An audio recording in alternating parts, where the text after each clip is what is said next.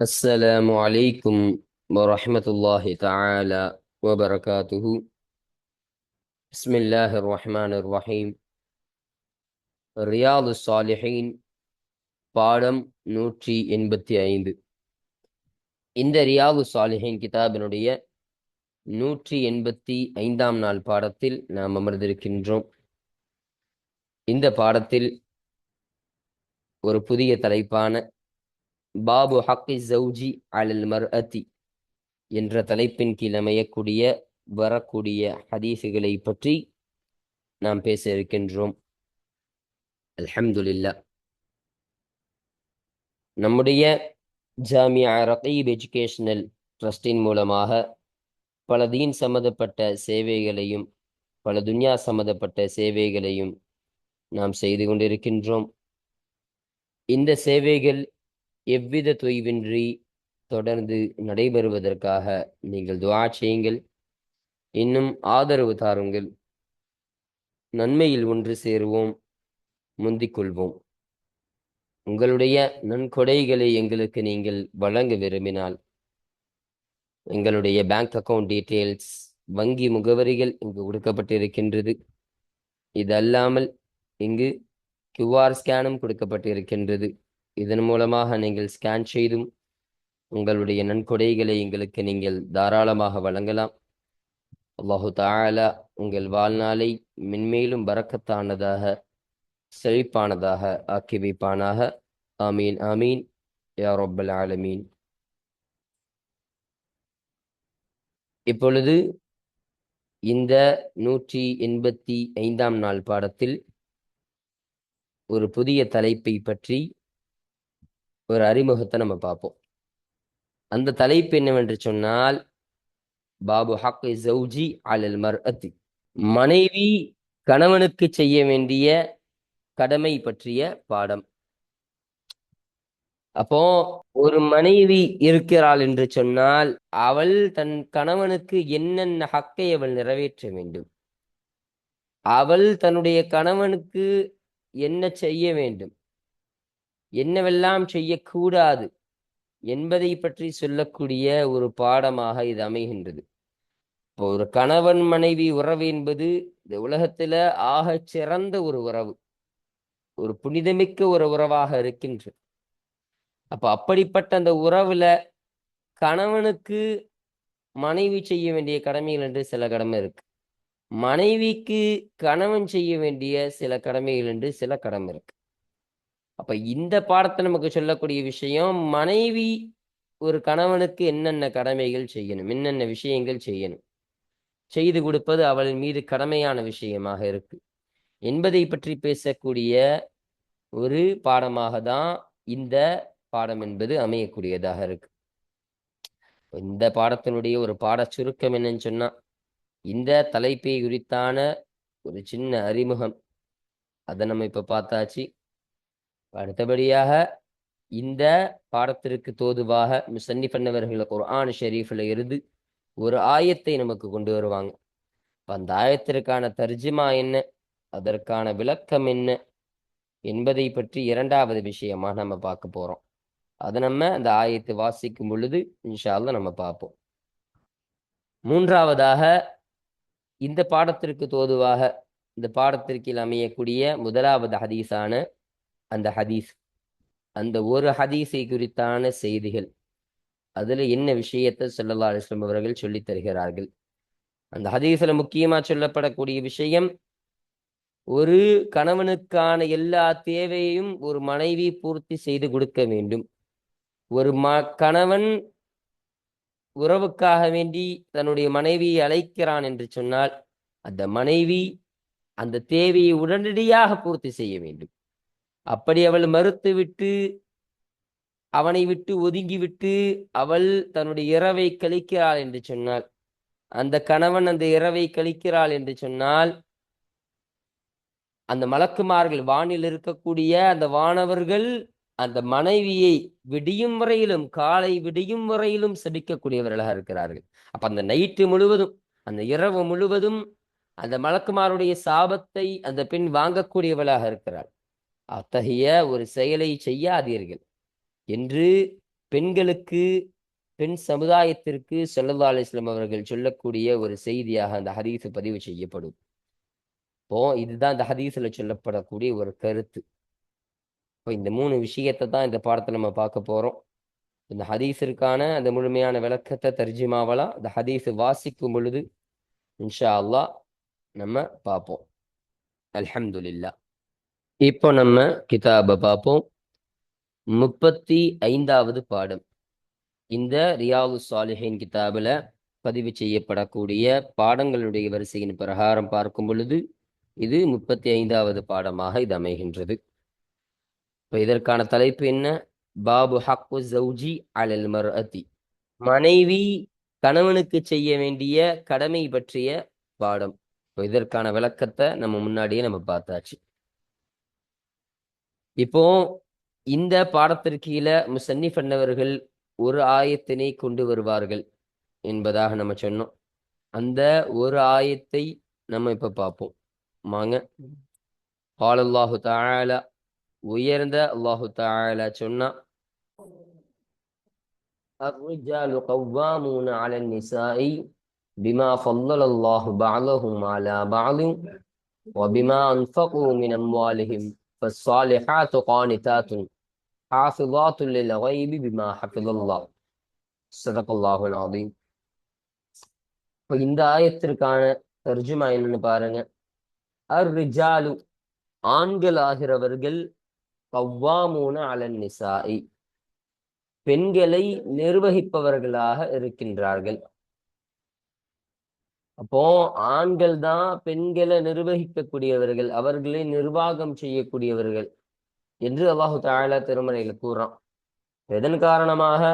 பிமா ஃபல்லல்லாஹு பஅதஹும் அலா பஅத், அவர்களில் சிலரை விட அல்லாஹு தஆலா சிறப்புப்படுத்தினானே, அந்த ஒன்றின் மூலமாக பெண்களை ஆண்கள் நிர்வகிப்பவர்களாக இருக்கிறார்கள். வபிமா அன்ஃபகு மின் அம்வாலிஹிம், இன்னும் அந்த ஆண்களுடைய அந்த சொத்துக்களில் இருந்து, பொருட்களில் இருந்து அவர்கள் செலவு செய்வார்களே, அந்த ஒன்றின் மூலமாகவும் அந்த பெண்களை ஆண்கள் நிர்வகிப்பவர்களாக இருப்பார்கள் என்று அல்லாஹ் தஆலா சொல்லி காட்டுகிறான். அப்போ ஒரு ஆணுன்னு சொன்னா அவன் பெண்ணை நிர்வகிப்பவனாக இருக்கிறான். அப்ப பெண்கள் ஆணை நிர்வகிப்பவர்கள் கிடையாது. ஆண் தான் ஒரு பெண்ணை நிர்வகிப்பவனாக இருக்கிறான்.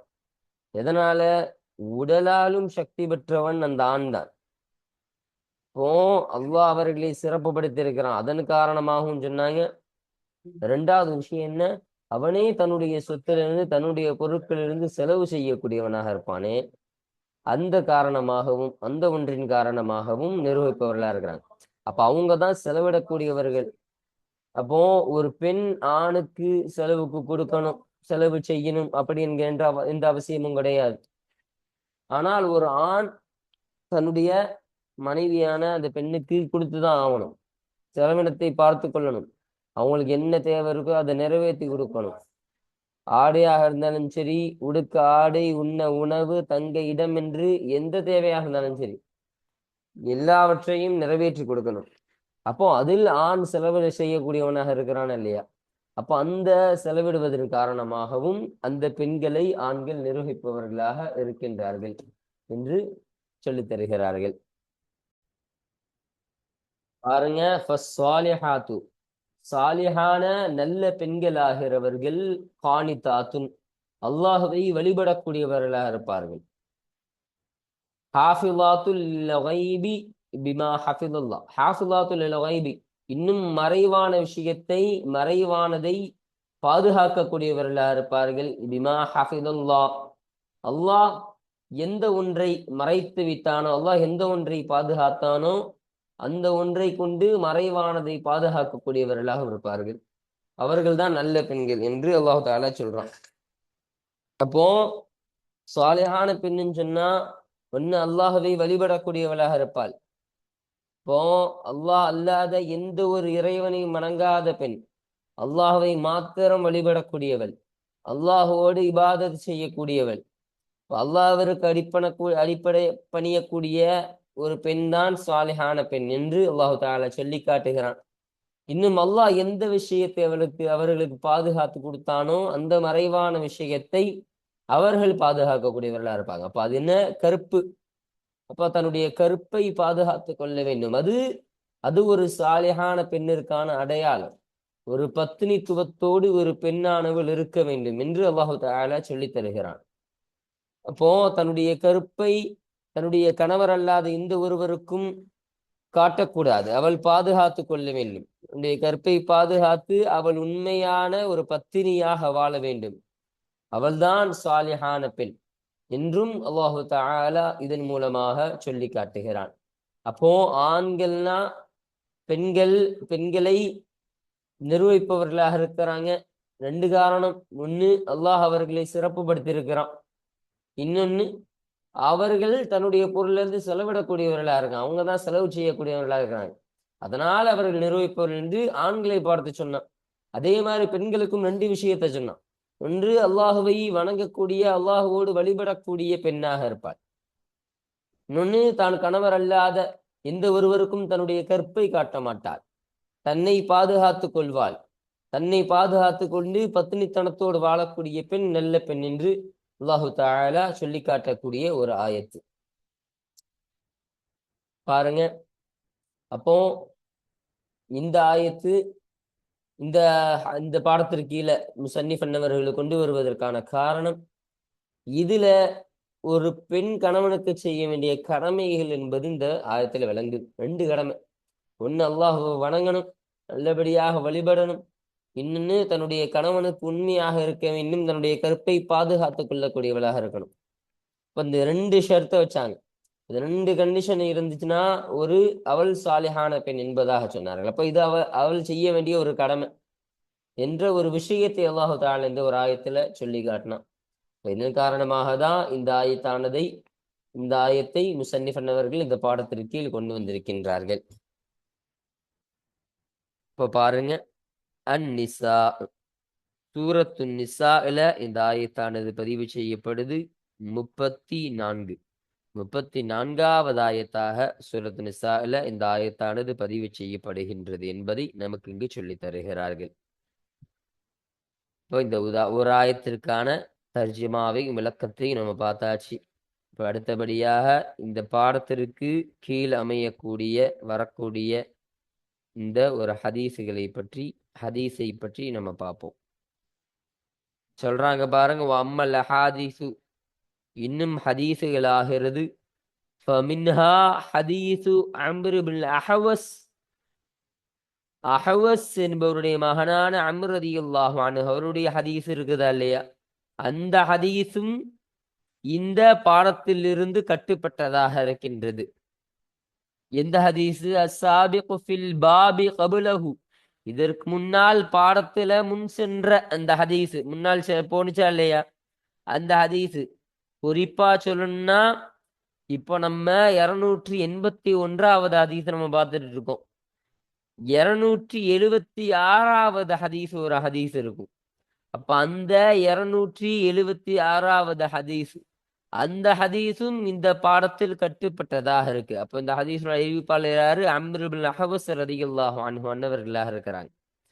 அப்போ இந்த ஹதீஸ் தான் சொல்றாங்க. அப்போ இந்த ஹதீஸும் இந்த பாடத்திற்கு தோதுவாக வரக்கூடிய ஒரு ஹதீஸாக இதுவும் இருக்கும் என்பதை நமக்கு இங்கு இதன் மூலமாக சொல்லித் தருகிறார்கள். இப்ப பாருங்க, இந்த பாடத்திற்கு அமையக்கூடிய முதலாவது ஹதீஸை பார்ப்போம். 281வது ஹதீஸ். இந்த ரியாது ஸாலிஹின் கிதாபில் பதிவு செய்யப்படக்கூடிய ஹதீஸுடைய வரிசையின் பிரகாரம் இது 281வது ஹதீஸ் என்பதை சொல்றாங்க. இந்த ஹதீஸானது யாரை தொட்டும் அறிவிக்கப்படக்கூடியது என்று சொன்னால், வான் அபி ஹுரைரத ரதியல்லாஹு அன்ஹு, அபூ ஹுரைரா ரதியல்லாஹு அன்ஹு அவர்களை தொற்றும் அறிவிக்கப்படக்கூடிய ஹதீஸாக இந்த ஹதீஸானது அமைகின்றது. ரதியல்லாஹு அன்ஹு அவர்களை தொற்றும் அல்லாஹு தஆலா பொருந்திக் கொள்வானாக. இப்போ அவங்க சொல்றாங்க, கால அபூ ஹுரைரா ரதியல்லாஹு அன்ஹு சொன்னார்கள், கால ரசூலுல்லாஹி ஸல்லல்லாஹு அலைஹி வஸல்லம், அல்லாஹ்வுடைய தூதர் ஸல்லல்லாஹு அலைஹி வஸல்லம் அவர்கள் சொன்னதாக அபூ ஹுரைரா ரதியல்லாஹு அன்ஹு அன்னவர்கள் சொன்னார்கள். இதா தஅ ரஜுலு, ஒரு ஆண் அழைத்தால் இம்ரஅதஹு தன்னுடைய மனைவியை ஒரு ஆண் அழைத்தால் இலா ஃபிராஷிஹி தன்னுடைய படுக்கையின் பக்கம், தன்னுடைய படுக்கையின் அருகாமையில் அவன் அழைத்தாள் என்று சொன்னால், அப்போ தன்னுடைய உடல் தேவைக்காக வேண்டி தான் உறவு கொள்வதற்காக ஜிமா செய்வதற்காக வேண்டி தன்னுடைய மனைவியை ஒரு ஆண் அழைக்கிறான், தன்னுடைய படுக்கையின் பக்கம் அழைக்கிறான். அப்பொழுது பலம் தஅதிஹி அவள் அவனிடத்தில் வரவில்லை என்றால், ஃபபாத்த கதுபான அலைஹா அவளின் மீது கோபம் கொள்ளக்கூடிய நிலையில் அந்த ஆண் இரவு கழித்தாள் என்று சொன்னால், லஅனத்துஹல் மலாயிகத்து வானவர்களாகிறவர்கள் அந்த மனைவியை சபிப்பார்கள். ஹத்தா துஸ்பிஹ அவள் அதிகாலை அடையும் வரை வானவர்கள் அவளை சபிப்பார்கள் என்று ஸல்லல்லாஹு அலைஹி வஸல்லம் அவர்கள் சொன்னார்.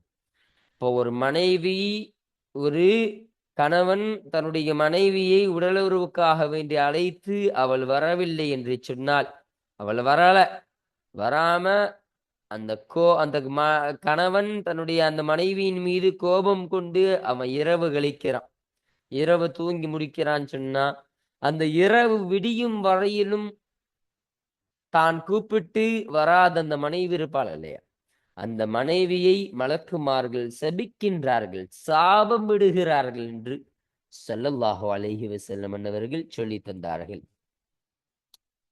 பாருங்க, இப்போ ஒரு கணவனுக்கு செய்ய வேண்டிய ஒரு ஹக்கை எந்த அளவிற்கு ஸல்லல்லாஹு அலைஹி வஸல்லம் சொல்றாங்க. ஒரு கணவனுக்கு ஷஹ்வத் வருது, இச்சை வருகிறது, தன்னுடைய மனைவி அடைய வேண்டும் என்று வந்துடுச்சுன்னு சொன்னா, அந்த மனைவி எந்த நிலையில் இருந்தாலும், ஹைதுடைய காலம் அல்லாமல் அவள் சுத்தமாக இருக்கக்கூடிய நிலையில் எந்த ஒரு சூழ்நிலையில் நடந்தாலும் இந்த கணவனுக்கான ஹக்கை அவள் நிறைவேற்றி கொடுக்க வேண்டும் என்று ஸல்லல்லாஹு அலைஹி வஸல்லம் அவர்கள் சொல்லி தந்தார்கள். இப்ப நிறைவேற்றி கொடுக்கலன்னு சொன்னா எவ்வளவு பெரிய சாபத்திற்கு அவள் ஆளாகிறாள். இப்ப மலக்குமார்களுடைய சாபம்னா சாதாரண சாபமா? மலக்குமார்கள் சாபம் செய்தால் அந்த சாபம் கண்டிப்பாக ஏற்றுக்கொள்ளப்படும், அல்லாஹு தஆலா அதை கபூல் செய்வான். அவருடைய சாபத்தை வாங்கிக் கொள்ளக்கூடிய பெண்களாக நீங்கள் ஆகிறாதீங்க. உங்களுடைய கணவர்கள் அழைத்தால் நீங்கள் ஓடோடி செல்லுங்கள் என்று ஸல்லல்லாஹு அலைஹி வஸல்லம் அவர்கள் இந்த ஹதீஸின் மூலமாக பெண் சமுதாயத்திற்கு ஸல்லல்லாஹு அலைஹி வஸல்லம் அவர்கள் சொல்லித் தருகிறார்கள். முத்தஃபகுன் அலைஹி இந்த ஹதீஸானது புகாரி முஸ்லிம் இருவரும் ரஹ்மத்துல்லாஹி அலைஹிமா அவர்கள் இருவரும் இத்திஃபாக் செய்து சேர்ந்து அறிவித்த ஹதீஸாக இந்த ஹதீஸானது இருக்கின்றது என்பதை நமக்கு சொல்லி தருகிறார்கள். அப்போ இது ஒரு அசல் ரிவாயத்து. இப்ப மற்றொரு ரிவாயத்தில் அந்த ஹதீஸில் சொல்லப்பட்ட அந்த செய்திகளை சொல்றாங்க பாருங்க. ஒஃபி ரிவாயத்தில் லஹுமா அந்த புகாரி முஸ்லிம் ரஹமத்துல்லாஹி அலைஹிமா அவர்களுக்கான மற்றொரு ரிவாயத்தில் உள்ளது, இதா பாத்தத்தில் மர்அத்து ஒரு பெண் இரவு கழித்தால் ஹாஜிரத்தன் ஜௌஜியா தன்னுடைய கணவனை விட்டும் அவள் ஒதுங்கியவளாக ஒரு பெண் இரவு கழித்தாள் என்று சொன்னால், லஅனத்தஹல் மலாயிகத்து மலக்குமார்கள் வானவர்கள் அவளை சபிப்பார்கள், ஹத்தா துஸ்பிஹ விடியும் வரை அவளை சபிப்பார்கள். அதே கருத்து தான்.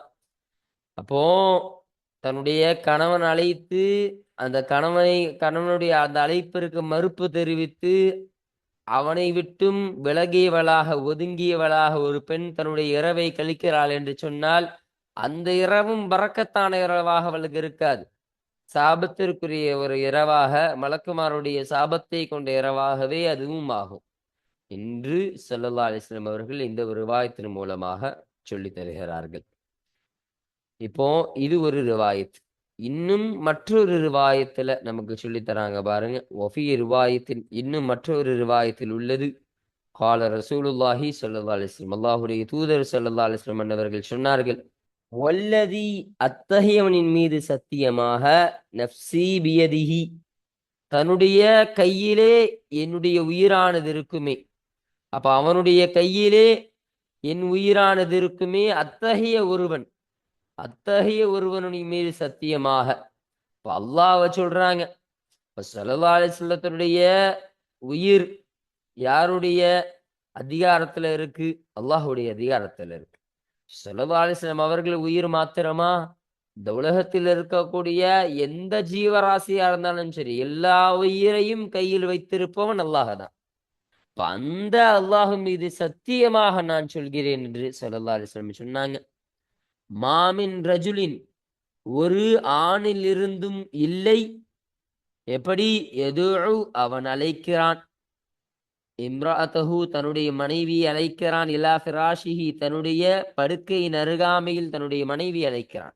இப்போ தான் உணவு கொள்வதற்காக வேண்டி தான் மனைவியை ஒரு ஆண் அழைக்கிறான் என்று சொன்னால், ஃபதஅபா அலைஹி, அந்த கணவனின் மீது, அந்த ஆணின் மீது அவள் மறுத்து விடுகிறாள் என்று சொன்னால், இல்லா காணல்லதி, ஒருவன் ஆகியே தவிர இல்லை, ஃபிஸ் ஸமாஇ, அந்த வானத்தில் இருப்பானே, அந்த வானத்தில் உள்ள ஒருவன் ஆகியே தவிர இல்லை, சாஹிதன் அலைஹா, அந்த பெண்ணின் மீது, அந்த மனைவியின் மீது கோபம் கொள்ளக்கூடியவனாக, அதிருப்தி கொள்ளக்கூடியவனாக ஆகியே தவிர இல்லை, ஹத்தா யர்லா அன்ஹா, அந்த மனைவியை விட்டும் அந்த கணவன் திருப்தி கொள்ளும் வரை, அவன் பொருந்திக் கொள்ளும் வரை, அந்த வானில் உள்ளவன் அந்த மனைவியின் மீது கோபம் கொள்ளக்கூடிய நிலையிலே ஆகியிருந்தே தவிர இல்லை என்று ஸல்லல்லாஹு அலைஹி வஸல்லம் அவர்கள் சொன்னார். அப்போ ஒரு கணவன் ஒரு மனைவியை அழைக்கிறான் என்று சொன்னால், அழைத்து அவள் மறுத்து விடுகிறாள் என்று சொன்னால், அந்த வானத்தில் இருக்கக்கூடிய அந்த அல்லாஹ் இருக்கிறானே, அந்த அல்லாஹ் அந்த மனைவியின் மீது கோபம் கொள்ளக்கூடியவனாக இருக்கிறான். எதுவரையிலும்? அந்த கணவன் அந்த மனைவியை மன்னிக்கும் வரையிலும், அந்த கணவன் அந்த மனைவியை பொருந்தி கொள்ளும் வரையிலும். அவன் கோபப்பட்டுட்டான்னு சொன்னா அல்லாஹ் கோபம் கொள்ளக்கூடியவனா இருக்கிறான் அந்த மனைவியின் மீது.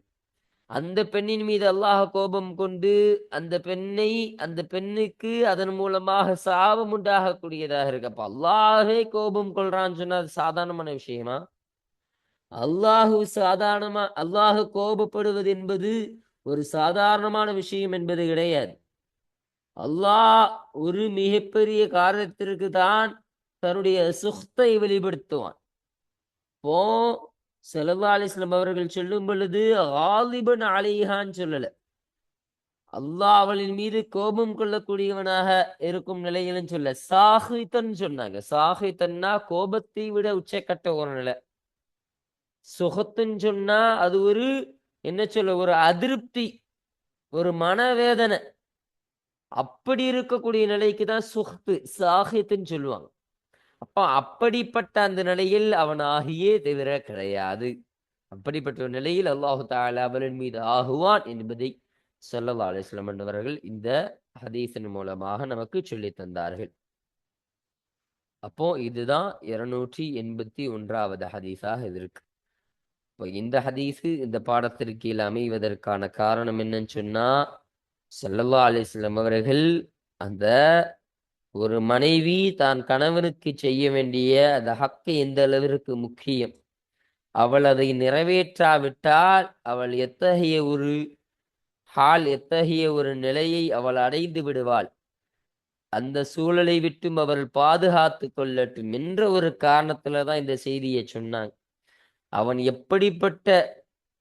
எப்படிப்பட்ட சூழலில் இருந்தாலும் அவன் அழைத்து விட்டால் நீ சென்று விடு, அப்படி செல்லாவிட்டால் நீ இத்தகைய தண்டனைக்கு உள்ளாவாய், மலக்குமாருடைய சாபம் உண்டாகும், அல்லாஹுடைய கோபம் உண்டாகும், அதிருப்தி உண்டாகும் என்பதெல்லாம் ஸல்லல்லாஹு அலைஹி வஸல்லம் சொன்னாங்களா இல்லையா? இப்போ இதன் காரணமாக தான் இந்த கருத்தை இந்த ஹதீஸானது உள்ளடக்கியதன் காரணமாக தான் இந்த ஹதீஸானது இந்த பாடத்திற்கு கீழ் அமையக்கூடிய காரணமாக இது அமைகின்றது. அல்ஹம்துலில்லாஹ். இப்போ இன்றைய பாடத்துல இந்த 35வது பாடத்திற்கான ஒரு சின்ன அறிமுகத்தையும், அதில் முஸன்னிஃப் அன்னவர்கள் கொண்டு வந்த இந்த ஆயத்தையும், அதில் முஸன்னிஃப் அன்னவர்கள் கொண்டு வந்த முதலாவது ஹதீஸையும் பற்றி முழுமையாக, அதற்கான தர்ஜிமாக்களையும் விளக்கங்களையும் பற்றி முழுமையாக நம்ம பார்த்தோம். அல்ஹம்துலில்லாஹ். இப்போ இன்ஷா அல்லாஹ் நாம் அடுத்த பாடத்தில் இந்த 282வது ஹதீஸை குறித்தான செய்திகளை பற்றியும் அதில் சொல்லப்படக்கூடிய விஷயங்களை பற்றியும் இன்ஷா அல்லாஹ் நாம் அடுத்த பாடத்தில் நாம் பேசுவோம். வாஹிர் தஅவானா அனில் ஹம்துலில்லாஹி ரப்பில் ஆலமீன். அஸ்ஸலாமு அலைக்கும் வரஹ்மத்துல்லாஹி தஆலா வபரகாத்துஹு.